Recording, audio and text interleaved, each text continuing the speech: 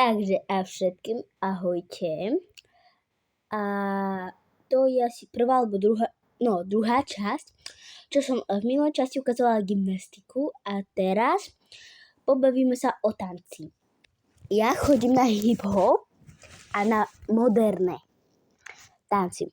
Trochu ešte ako keby tak tancujem disco, keby na srandu, ale nechodím na disco, chodím iba na hip-hop a na moderné tanci. Áno, a môžem vám povedať, moderné tanci, ja chodím v Šamoríne a hip-hop chodím v Petržalke. ASOS je to hip-hop. Ja to mám rada, mne sa to tam páči.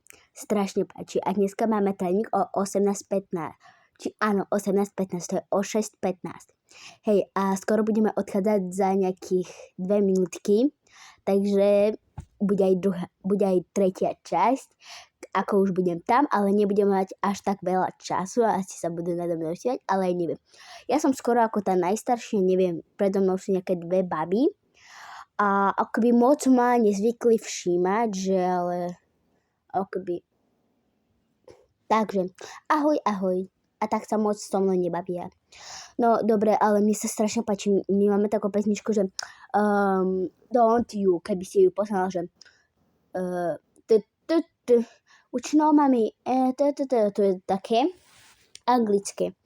A my máme trénerku Peťu a Zuzku. Oni sa mi strašne páčia. Mne sa všetky trénerky páčia. Všetky, úplne. Posledný krát to bol štvrtok. My sme mali nejakého chalana, čo nám robil nejaký moderný hip-hop. Ja neviem, čo to bolo. No, ale mne sa toto páči. Čo ešte vám poviem? Ja neviem, čo vám poviem. A keby skoro za mnou príde bábka, lebo mamina nie je doma. Ja som tu sama so psom. Kde pes?